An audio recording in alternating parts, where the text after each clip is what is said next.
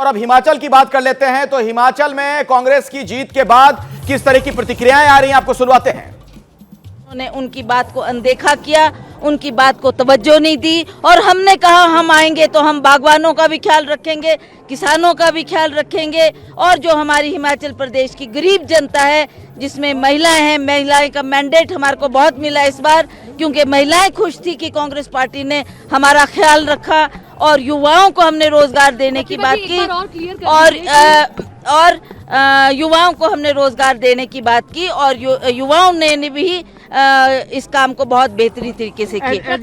हमारे प्रभारी शुक्ला जी रहे, शुक्ला जी ने भी एक बहुत बड़ी भूमिका हमारे हिमाचल प्रदेश में निभाई है।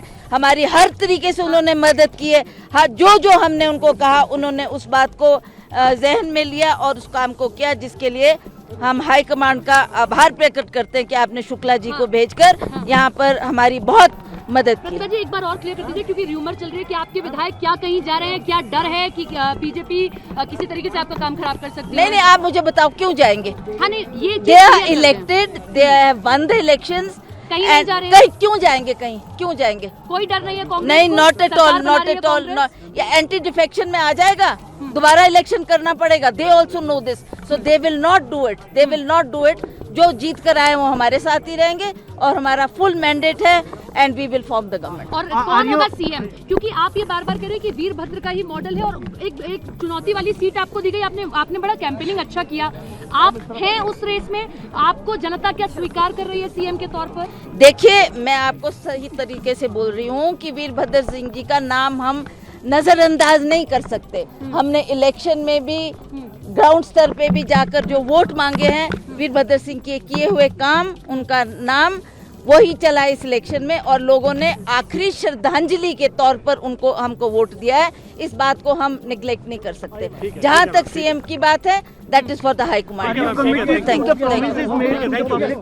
क्या?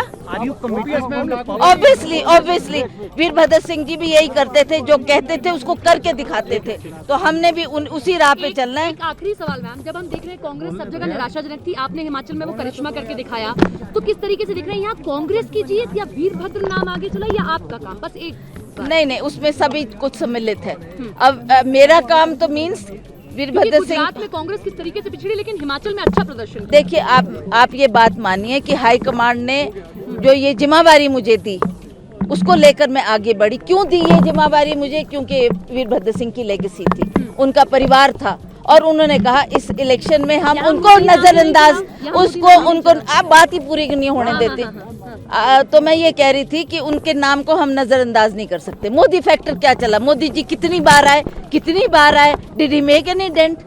कोई हिमाचल में डेंट? एंड ये तो मैं आपको ये बात दावे के साथ कह सकती हूँ कि हिमाचल प्रदेश में मोदी जी को क्यों बार बार लाया गया, इतनी जनसभाओं में लाने की क्या आवश्यकता थी? डरे हुए थे बीजेपी के लोग कि हम इलेक्शन नहीं जीत रहे। They knew it and that's why they. एक रिएक्शन आपसे। Congress high command listen to continue this legacy of Virbhadra Singh as you claiming. We will put a word across, then it is up to them what they decide। ठीक है जी? क्यों नहीं? हम जो कहते हैं उससे मुकरते नहीं है, जो कहा है उसको करके देंगे। तो क्या आप मुख्यमंत्री होंगी? जब यह सवाल पूछा गया तो प्रतिभा सिंह का यह कहना था कि दरअसल ये हाईकमांड को तय करना है।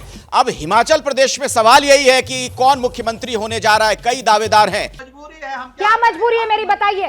मैं अभी आपको बताती हूँ कि मैंने ओए होए नमकीन के चटकारे लेते हुए टकटकी मार के डिबेट शो को पॉज रिपीट कर के देख रहे हैं जोगिंदर जी। इनकी तरह आप भी देखें अपनी फेवरेट डिबेट्स को रिपीट कर और डाउनलोड कीजिए एबीपी लाइव ऐप अपने स्मार्ट टीवी पर।